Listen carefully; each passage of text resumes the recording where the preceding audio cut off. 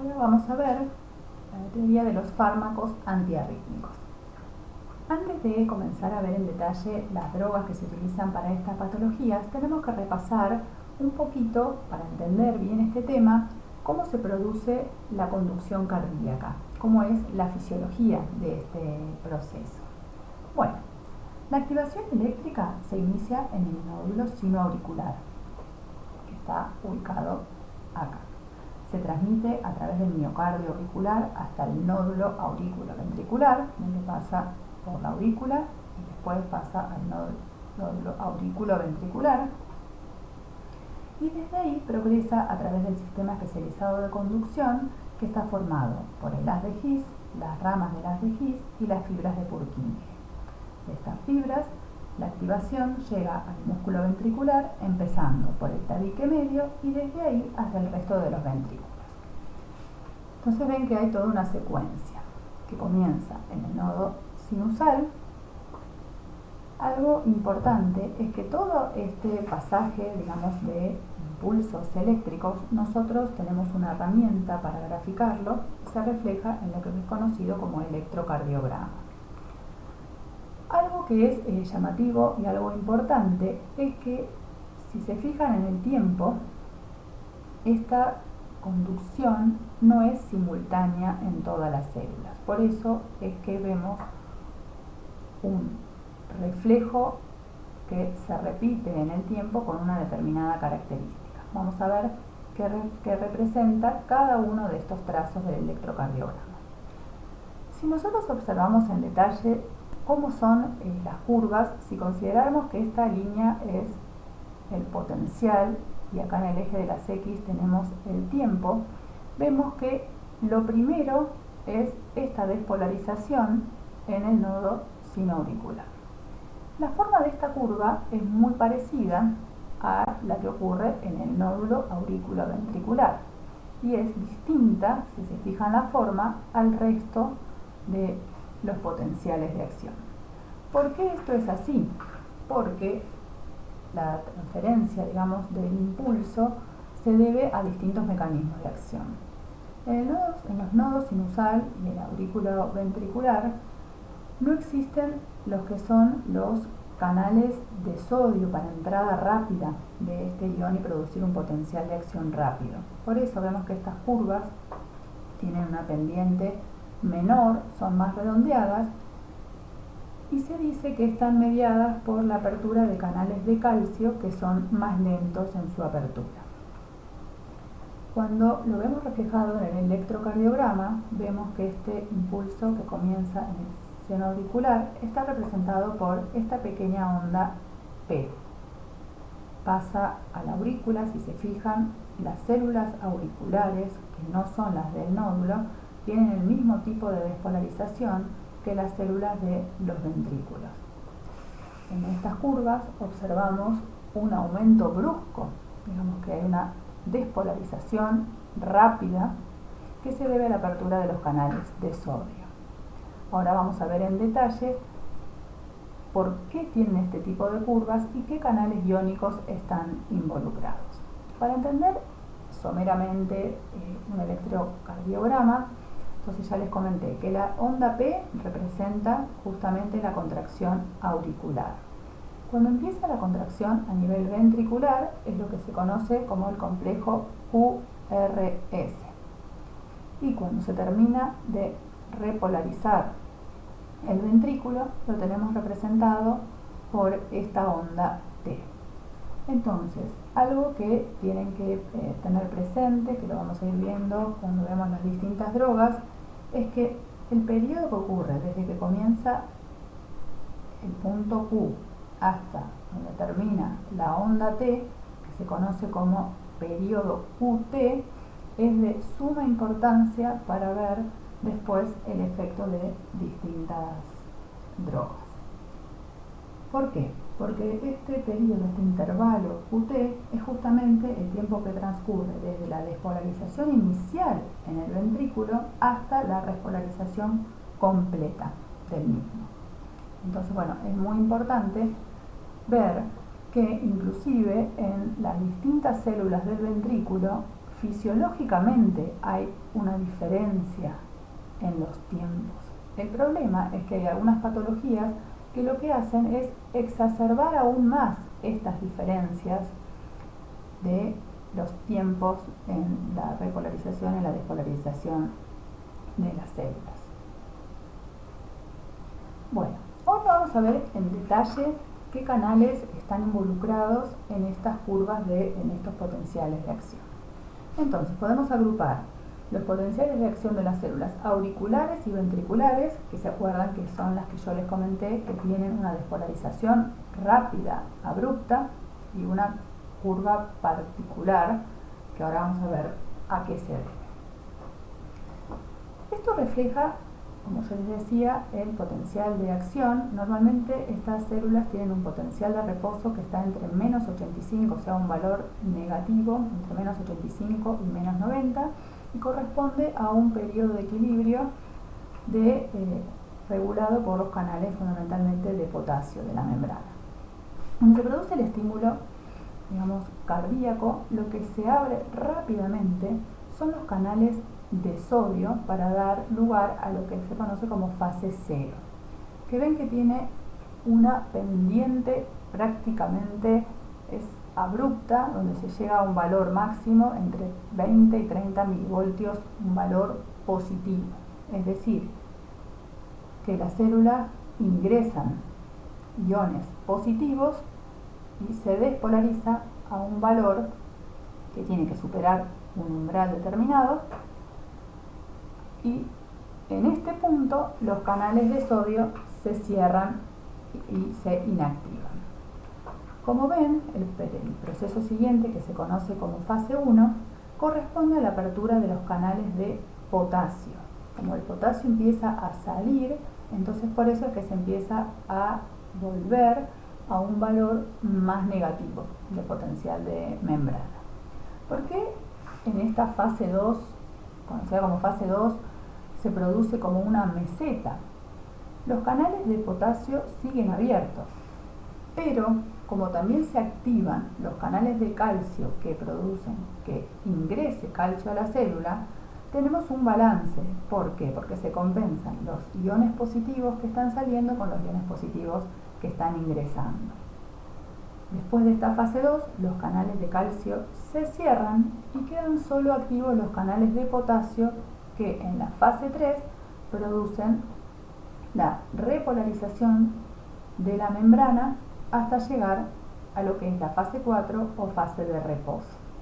Entonces acá les queda reflejado por qué se producen estos cambios de potencial hacia signos más positivos y vuelta hacia un signo negativo. Cuando comparamos esta curva con las del potencial de acción de las células del nodo sinusal o la de aurículo ventricular y el sistema de Purkinje, que yo les contaba que la curva es más redondeada, es porque fundamentalmente se debe a la entrada de calcio, que tiene una apertura más lenta. O sea que vemos que tenemos una fase 4 que es de reposo, pero a diferencia de las otras células tienen una pendiente, o sea que estas células no se encuentran en total reposo, y esto se conoce como que tienen un fenómeno de despolarización diastólica espontánea. Como habíamos visto, estas células tienen un automatismo, o sea que pueden actuar sin necesidad de un impulso externo. Las fases no están tan diferenciadas como en la otra curva, porque vemos que hay un ingreso de iones calcio y acá tenemos la salida de los iones potasios hasta volver a esta fase 4, digamos, de reposo, que no es tan de reposo como en el otro tipo de células. Algo también importante para marcar es que en estas células el potencial máximo diastólico está en menos 60, o sea que no son tan negativas el potencial de membrana como en las células auriculares o ventriculares. ¿Qué otro concepto es importante comprender para ver qué pasa cuando hay algo patológico? Bueno, normalmente vimos, ya analizamos qué pasa en cada parte de la fase 0, la fase 1, la fase 2 y la fase 3. Algo característico es que lo que se conoce como periodo refractario. ¿Qué quiere decir? Que una vez que se produce el impulso eléctrico, van a quedar primero activos los receptores, los canales iónicos, y después los mismos se inactivan. Si hay un impulso eléctrico cuando tenemos todos los canales inactivos, no va a ser posible generar un nuevo impulso, un nuevo potencial de membrana. A esto se llama periodo refractario absoluto, que es justamente cuando la célula ventricular, ¿qué quiere decir completamente refractaria a desencadenar otro potencial de acción? Bueno, que no se puede generar otro potencial de acción porque los canales están inactivos. Cuando la célula se empieza a hiperpolarizar, como no es el 100% de células que se repolarizan al mismo momento, hay un momento donde, que se llama periodo refractario relativo, que es al final, digamos, estamos terminando la fase 3. ¿Y qué pasa en esta fase? En esto, como ya hay algunos canales que están activos, que ya digamos como que se recuperaron, si nosotros tendríamos un estímulo en esta zona, habría posibilidad de generar un segundo potencial de acción. ¿Cuál es la característica? Que se requiere un estímulo mayor. Pero en muchas arritmias justamente lo que se ve es que hay un estímulo que vuelve a generar un potencial antes del periodo fisiológico. Es decir, como que tendríamos un potencial de membrana previo a lo que debería haber ocurrido en un circuito normal. Bueno, justamente a estos trastornos del ritmo cardíaco se los llama arritmias. La palabra en sí misma quizás estaría mal dicha, pero bueno, vulgarmente se lo conoce así porque tendría que ser una disritmia, porque arritmia daría idea de que no hay ritmo. Pero bueno, se definió llamar arritmias como, bueno, todos los trastornos del ritmo cardíaco que pueden ser ya sea por un aumento o disminución en la frecuencia, que estamos hablando de taquiarritmia o bradiarritmia, y estos pueden estar acompañados o no de una irregularidad en el ritmo. O sea que por un lado tenemos el ritmo cardíaco y por otro lado la frecuencia cardíaca. Para ver qué tipos de arritmia tenemos, bueno, dependiendo hay distintas clasificaciones. Si vamos a hacerlo de acuerdo al origen, bueno, vamos a ver que pueden ser supraventriculares, que ya bien se van a originar en las aurículas o en el nodo sinusal, pueden tener su origen en el ventrículo. Si las clasificamos de acuerdo a la frecuencia, vamos a tener las taquicardias, donde tenemos una frecuencia cardíaca mayor a 100 latidos por minuto, o las lentas o bradicardias cuando la frecuencia cardíaca es menor a 60 latidos por minuto. Estos serían los rangos fisiológicos normales. Con respecto al modo de presentación, tenemos algunas arritmias paroxísticas, que son aquellas que se presentan súbitamente, o algunas crónicas, que son de carácter permanente. O sea que esto es para que tengan una idea somera del tipo de arritmias que podemos tener. Cuando analizamos las arritmias de acuerdo a los mecanismos, digamos, por los que se producen, vemos que las podemos dividir. En algunas donde hay un trastorno en la formación, o sea, cómo se origina el impulso, o también otras en cómo se conduce el impulso. Estos serían los dos grandes grupos. En el grupo de los trastornos de la formación tenemos los automatismos, normal alterado o anormal. Tenemos lo que se llama actividad desencadenada, que puede ser por potenciales tardíos o precoces. Esto ahora vamos a ver en detalle qué significa, qué es esto. Y cuando hablamos de los trastornos en la conducción del impulso, normalmente hablamos de las arritmias por reentrada, que ya sea por alteraciones anatómicas o funcionales, o porque haya un bloqueo a nivel cardíaco donde no se puede transmitir el impulso eléctrico. Bueno, vamos a ver qué significa esto de automaticidad aumentada. Bueno, esto de la automaticidad va a ocurrir solamente en las células que presentan esta característica, que son las del nodo sinusal, el nodo auriculoventricular o en el sistema de His-Purkinje. ¿Por qué puede pasar esto? Bueno, justamente por estimulación adrenérgica beta. La hipopotasemia puede ser otra causa que también aumente esta automaticidad. A veces también por un efecto mecánico de estiramiento de las células musculares cardíacas que hacen que aumente la fase 4 y aceleren el ritmo del marcapaso. Ahora vamos a verlo un poquito más en detalle con unos gráficos para poder comprenderlo. Bueno, en este gráfico A tendríamos las curvas de un ritmo sinusal normal. Tenemos un umbral para que ocurra la despolarización y un potencial de despolarización de membrana. Si nosotros tenemos que baja el umbral, vemos que el siguiente impulso se genera antes, ven que disminuye el umbral.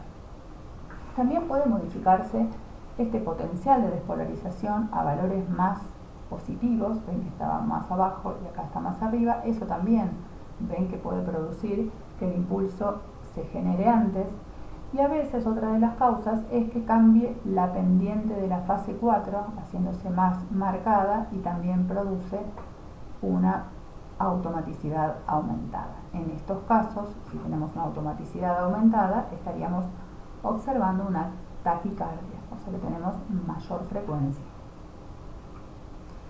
Otra situación que se vio es lo que se llama automaticidad desencadenada. En este caso, lo que se vio es que hay primero un potencial de acción normal que alcanza el umbral, pero es seguido por otro que en realidad es patológico, se debe a una sobrecarga de calcio intracelular, y vamos a tener una descarga primero normal y después tenemos descargas, digamos, que se desencadenarían nuevos potenciales patológicos. Esto es un poquito más en detalle para que vean cómo pasaría. Bueno, justamente puede haber pospotenciales precoces. Los precoces son justamente cuando este nuevo estímulo se produce antes de que se termine de repolarizar la célula, que puede estar en esta fase de la meseta o al final de la despolarización, o puede haber un impulso, un pospotencial tardío que ocurre después de la repolarización, pero antes de cuando se hubiera generado un impulso fisiológico. Otro de los trastornos que pueden producir arritmias son los que ocurren en la conducción del impulso. Mayormente una de las alteraciones es lo que se conoce como reentrada. ¿Reentrada qué implica? Ahora vamos a ver un gráfico para que lo puedan entender mejor. Esto implica que el impulso no se extingue después de haber activado el corazón, que es lo que ocurriría normalmente, sino que vuelve a excitar fibras previamente despolarizadas, pero que están fuera de su periodo refractario. Esto puede darse por lesión isquémica, por hipoxia o por una disfunción de los ventrículos. Pues acá les traje un grafiquito para que puedan entender qué hablamos, qué representamos cuando hablamos una reentrada. Normalmente nosotros tenemos el impulso que se genera, como yo les comentaba, en el nodo sinoauricular y pasa, después de pasar por la aurícula, al nódulo auriculoventricular. El nódulo auriculoventricular normalmente es el único punto de contacto entre la aurícula y el ventrículo. En una situación fisiológica normal, después de pasar por el nódulo auriculoventricular, tendría que descender por el tabique central y dividirse en estas dos vías que acá están representados como 1 y 2. Cuando se divide 1 y 2, llega un momento donde ven que como que se sigue transmitiendo hacia los costados, pero este impulso que vuelve para este lado es como que se choca con el que venía del otro lado y que al tener la misma fuerza y sentido contrario se anulan. Entonces ven que va disminuyendo la carga, por eso en realidad es como que el nódulo auriculoventricular regula esta descarga que es más fuerte, más rápida.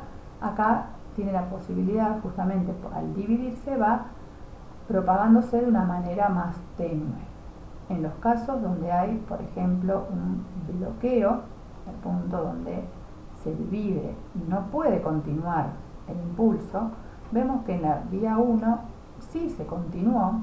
Cuando se divide, existe la posibilidad de que vuelva a estimular estas células que ya no deberían ser estimuladas por porque tendría que propagarse, seguir hasta atenuarse y desaparecer.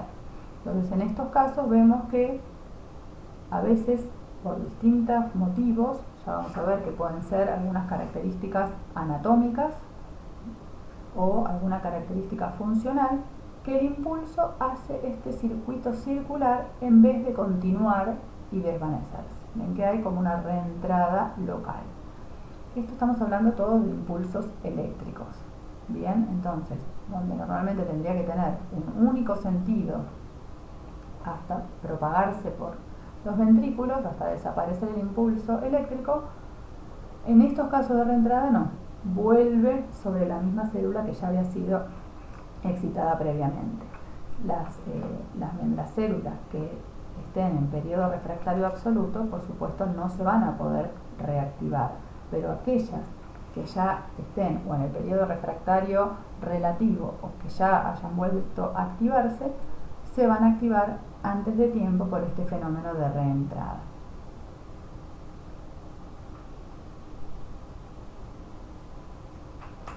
Bueno, ahora sí, que vimos, digamos, la fisiología, lo que representa estas curvas de potenciales de membrana, y ya sabemos que canales iónicos están involucrados, vamos a poder analizar justamente los fármacos que se utilizan cuando hay alguna alteración en esta conducción eléctrica.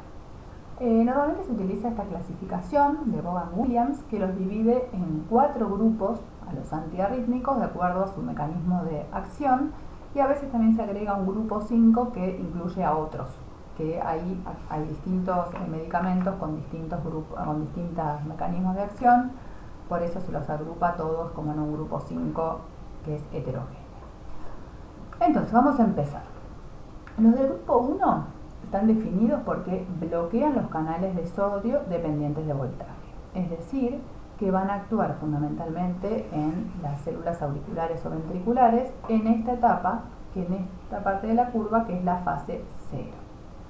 Los del grupo 2 son los que ya vimos cuando estudiamos el sistema nervioso simpático, son los antagonistas de los receptores beta adrenérgicos, que van a actuar en las fases de reposo y aparte fundamentalmente quizás no solo en este tipo de las células auriculares y ventriculares, sino en las de los nodos, porque tienen la actividad autonómica. Los del grupo 3 son los fármacos que prolongan la duración del potencial de acción y el periodo refractario y actúan fundamentalmente bloqueando los canales de potasio. Y el grupo 4 son los fármacos antagonistas de los canales de calcio dependientes de voltaje tipo L. O sea que los vamos a ver el efecto más en la meseta, en la fase 2 de esta curva. Bueno, este gráfico me pareció muy completo y muy útil para que lo tengan como referencia, porque vemos que tenemos, digamos, toda la clasificación y ejemplos de los distintos fármacos que se usan como antiarrítmicos. Acá podemos ver que los del grupo 1 tienen una subdivisión en A, B y C. Fundamentalmente, ¿se acuerdan que los del grupo 1, se lo mencioné recién, son los que bloquean los canales de sodio? Pero ¿qué pasa? No todos los fármacos que bloquean los canales de sodio lo hacen con la misma intensidad. Vamos a ver que los del grupo 1C, que están representados por la flecainida y la propafenona, tienen una alta unión, o sea que van a tener un alto bloqueo. Entonces vamos a poder observar en esta parte del electrocardiograma un efecto marcado de estas drogas. Después le siguen los del grupo 1A, que tienen una afinidad media con respecto al bloqueo de los canales de sodio. Tenemos la quinidina, la procainamida. Algo que es importante tener en cuenta, como ven acá, a pesar de que están definidos y están dentro del grupo 1, estas drogas del grupo 1A también tienen afinidad bloqueando los canales de potasio, o sea que también tendrían un mecanismo compartido con los del grupo 3. Bien, esto es importante porque a veces, por eso, entre distintas drogas del mismo grupo 1, si son A, B o C, van a tener un efecto distinto porque, como vemos, las del grupo A también bloquean los canales de potasio. La quinidina tiene, por ejemplo, bloqueo alfa, eso puede también, ¿se acuerdan?, traer algún problema de hipotensión. Y acá esta parte de la columna es muy interesante y muy importante porque así como vimos con los anticonvulsivantes que tenían el efecto adverso de que podían producir convulsiones, que eso es algo paradójico, los antiarrítmicos son drogas que también per se pueden ser proarritmogénicas. Entonces hay que controlarlas y tiene que tener una indicación muy específica para justamente no tener un efecto adverso más importante que el efecto terapéutico. Entonces, bueno, acá también está marcado si aumentan la frecuencia cardíaca y la fuerza de contracción en los ventrículos, si aumentan o disminuyen. Entonces, bueno, vemos el grupo 1B, 1C, los del grupo 2, que son los que tienen el bloqueo de los receptores beta. Tenemos acá el grupo 3, que tenemos un grupo bastante variado porque tenemos dos drogas, sobre todo la miodarona y la dronedarona, digamos que se intentó mejorar los efectos adversos de esta, pero no muestra mucha mayor eficacia. Son el grupo 3, ven que son los bloqueantes de los canales de potasio, pero si se fijan acá, la miodarona, por más que está en este grupo, también tiene efectos sobre los distintos canales, entonces por eso la respuesta no va a ser pura de lo que haría un bloqueador de canales de potasio. Porque si se fijan, bloquea también canales de sodio, canales de calcio, tiene acción adrenérgica y también colinérgica. Y en el grupo 4, representados por el verapamilo y el diltiazem, son los que bloquean los canales de calcio, que esto también se ven en otros grupos farmacológicos. Bueno, acá ven en esta tablita también incluyen los que yo les contaba, que acá esto es de misceláneos, de otros, como la adenosina, que tiene acción sobre el receptor de adenosina cardíaco. Entonces, esta tablita me pareció como que agrupa bien todos los mecanismos de acción detallados de los fármacos antiarrítmicos. Pero los vamos a empezar a ver en detalle uno a uno. Bueno, como dijimos, los antiarrítmicos del grupo 1 son los que bloquean los canales de sodio. Lo importante a tener en cuenta es que el bloqueo se produce justamente en los canales de sodio activos. Y como habíamos visto, ¿se acuerdan del anticonvulsivante? Estos canales de sodio dependientes de voltaje también tienen una fase inactiva y otra en reposo. Estos lo que van a hacer es bloquear justamente la entrada rápida de los iones sodio a la célula. ¿Cómo se ve reflejado en el electrocardiograma? Bueno, la curvita blanca sería sin fármaco y en la curvita amarilla con naranja tenemos cómo se modifica el potencial de acción por cuando el paciente recibe algunas drogas del grupo 1A. Acá es donde me parece importante que ustedes vean que al bloquearse el ingreso de sodio, justamente lo que se modifica es la fase 0, que ven que disminuye la pendiente por este bloqueo, y acá vemos que aumenta el periodo refractario porque también estas drogas tienen un bloqueo de los canales de potasio que se acuerdan que actuaban en esta fase de repolarización de la membrana. Entonces tienen no solo efecto en la primera, en la fase 0, sino que también van a prolongar el potencial de acción y van a hacer más lenta la conducción, porque tienen este efecto sobre los canales de potasio.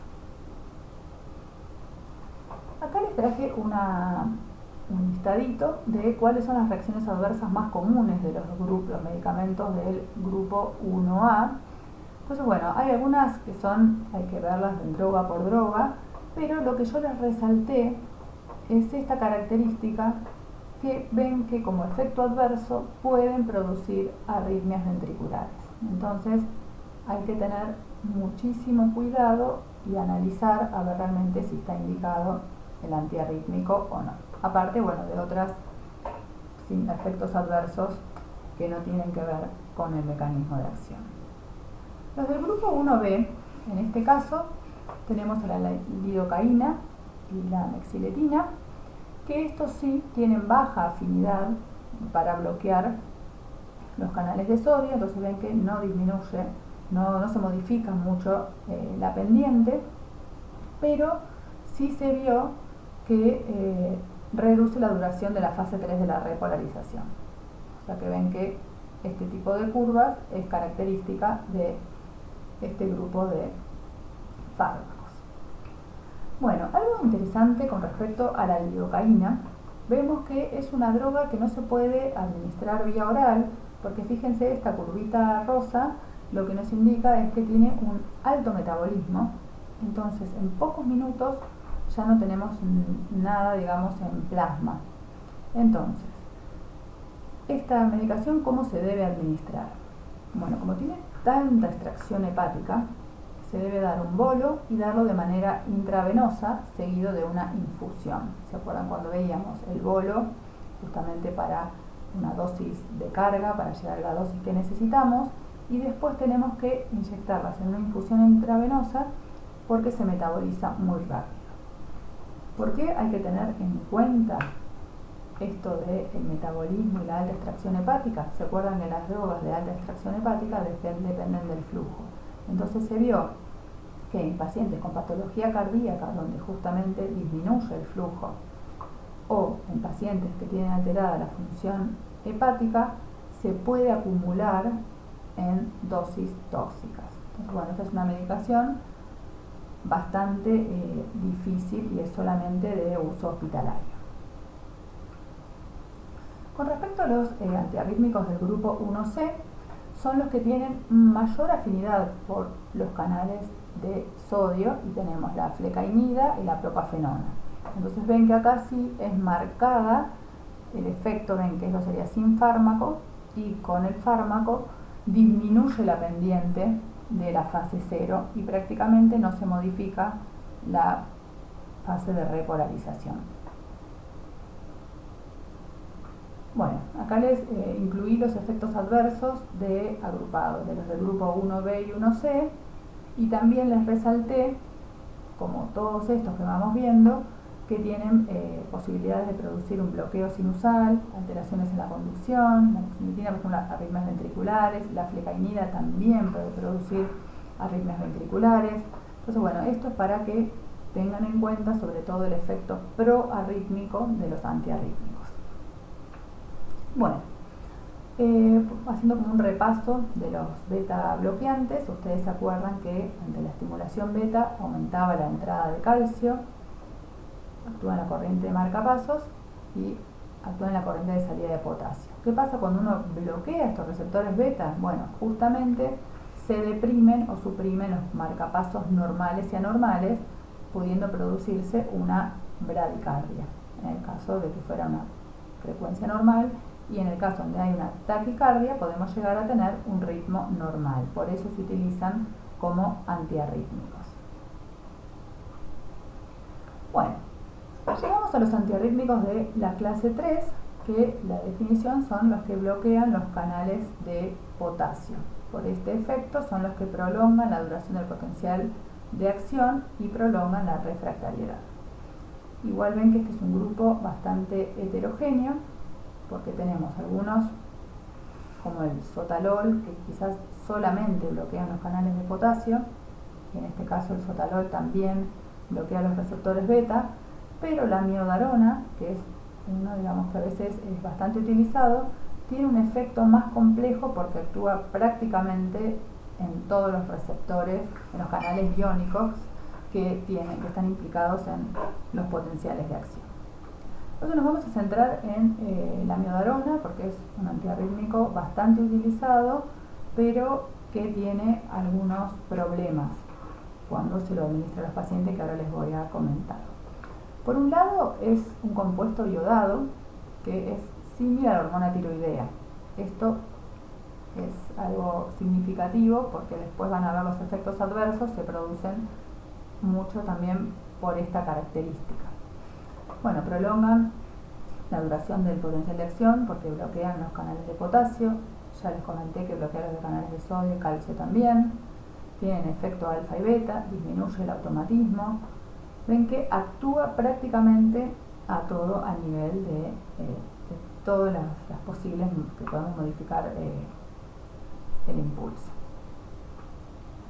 ¿Cuál es la característica de desventaja que tiene esta droga? Bueno, justamente su farmacocinética y el metabolismo es algo que complica mucho el tratamiento con amiodarona. Tiene una absorción extremadamente lenta, la biodisponibilidad es muy baja, pero lo que es más complicado es que tiene un gran volumen de distribución. Es decir, que una vez que va administrándose, la droga se acumula muchísimo en los distintos órganos y fíjense que tiene una vida media de eliminación de 30 a 60 días. Esto lo que trae como consecuencia es que si cuando aparecen los efectos adversos, por más que uno suspenda la medicación, puede llegar a encontrar droga en plasma durante meses. Entonces es muy difícil llegar a la dosis, digamos, a la concentración plasmática adecuada, porque con este alto volumen de distribución se necesitan altas dosis. Y por otro lado, esta distribución y esta acumulación en el organismo que hacen que siga circulando aunque uno la suspenda. Bueno, las reacciones adversas son realmente muy graves, por eso a veces es difícil de manejar, porque bueno, producen bradicardia. El tema es que a veces pueden producir hipo o hipertiroidismo, porque yo les contaba que es una molécula iodada que es muy parecida a la tirosina. Algo que casi en todos los pacientes se vio es que se producen los depósitos corneales. Esto sería, digamos, quizás a nivel de gravedad lo menor, pero para el paciente sí es complicado el tema de las náuseas, los vómitos. Pero lo grave es el tema de la elevación de las transaminasas, porque requieren un control, hacer un hepatograma, porque pueden llegar a ser bastante graves. Pueden producir temblor extrapiramidal. La toxicidad pulmonar es muy importante porque produce a veces una fibrosis.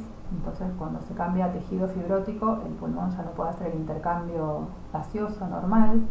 Produce unas alteraciones de fotosensibilización, sobre todo en la cara, con pigmentación. Y bueno, hay, digamos, muchos efectos adversos importantes. Aunque como antiarrítmico es muy efectivo, porque como yo les contaba, actúa, digamos, a todo nivel, en casi todos los canales iónicos. El problema con esta droga es el tema de los efectos adversos no cardíacos. Bueno, llegando a los de clase 4, yo les contaba que son los que bloquean los canales de calcio. Este es el principal mecanismo de acción. Entonces el efecto en el electrocardiograma lo vamos a ver fundamentalmente en la onda P del seno auricular. Producen bradicardia, hipotensión y son, como les contaba, el verapamilo y el tiacén. Entonces acá vemos la curva del potencial de acción, de donde actúan. Bueno, dentro de otros antiarrítmicos tenemos la adenosina, que es un nucleósido que actúa como agonista de estos receptores A1 cardíacos, está acoplado a una proteína G, activa la corriente de la salida de los iones de potasio, depende de acetilcolina, hay hiperpolarización, enlentecimiento de la automaticidad de la aurícula, deprime el automatismo de los nodos sinoauricular y auriculoventricular.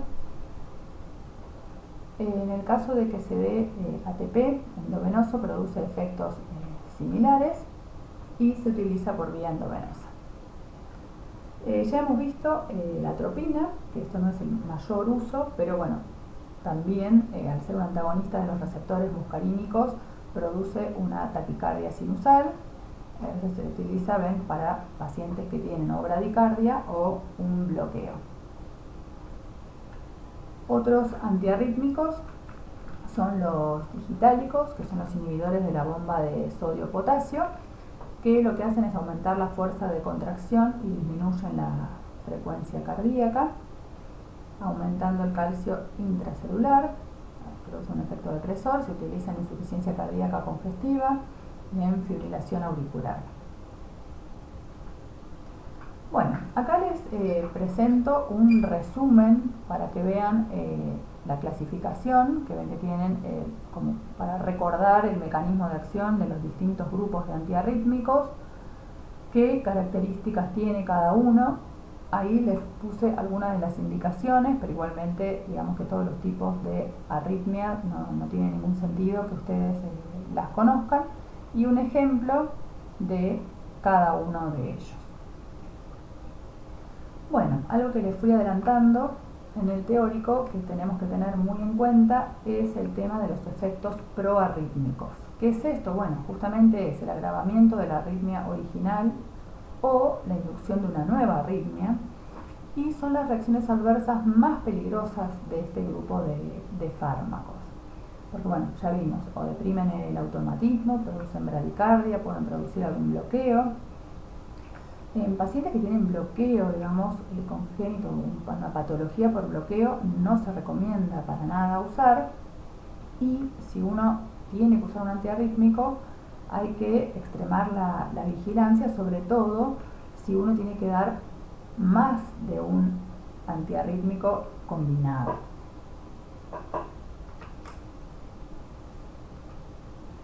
Bueno, una de las patologías que son de gravedad y que tenemos que tener en cuenta y conocer son justamente lo que se llaman los síndromes de QT largo.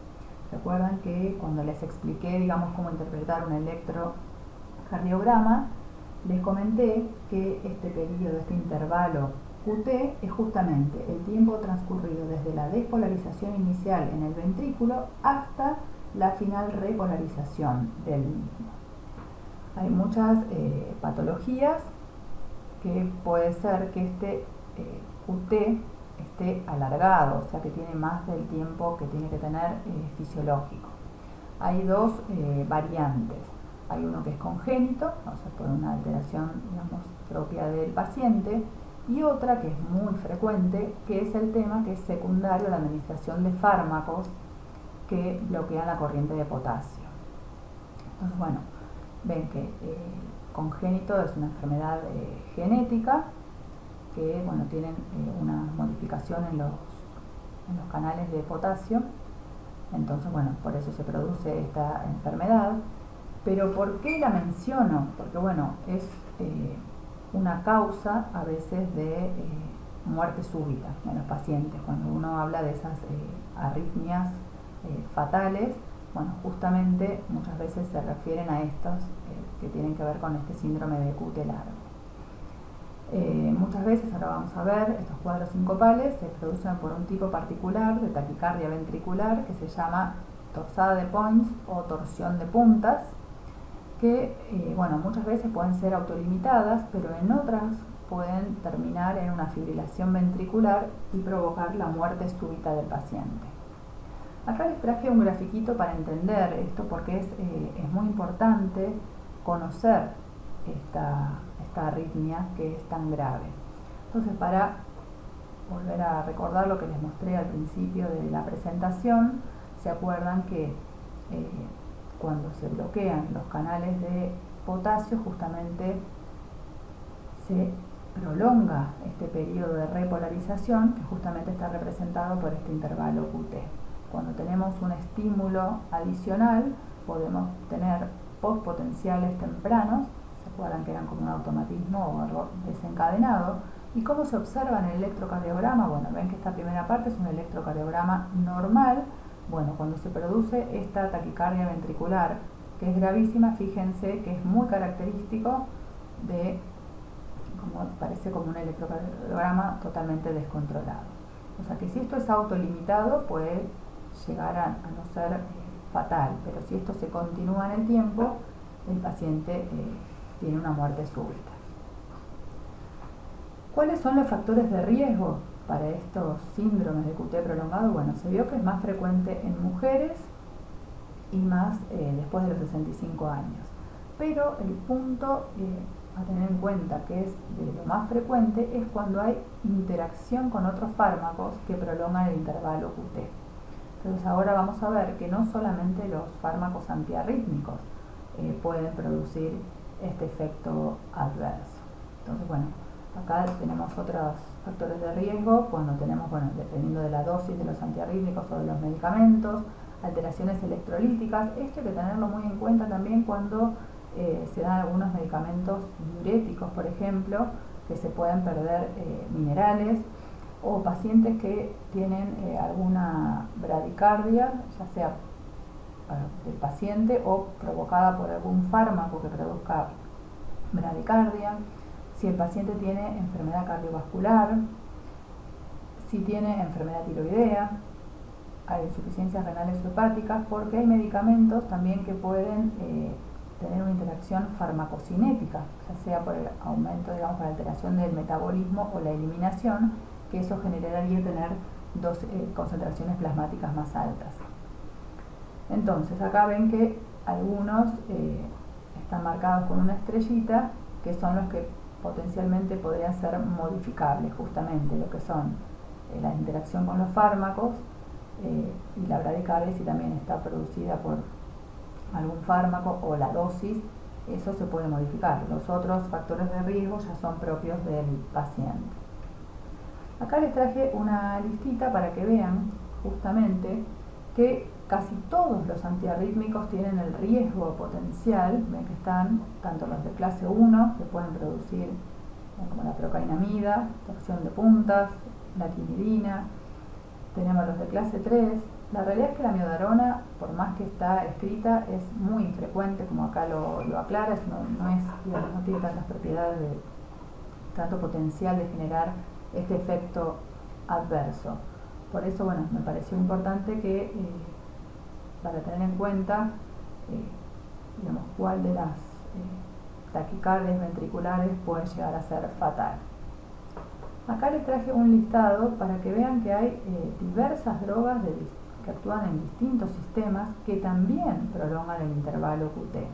De las que nosotros ya vimos, que quizás cuando vimos el teórico no entramos en este detalle, pero fíjense que los antidepresivos tienen el potencial, o sea, como efecto adverso, prolongar el intervalo QT. O sea que si tenemos un paciente con medicación antidepresiva que quizás necesitó algún antiinfeccioso, como puede ser un antifúngico, y que está tomando algún otro medicamento, si tenemos más de un medicamento que puede prolongar el intervalo QT y lo sumamos, aumenta el riesgo de que realmente se produzca esta condición que puede llegar a ser fatal.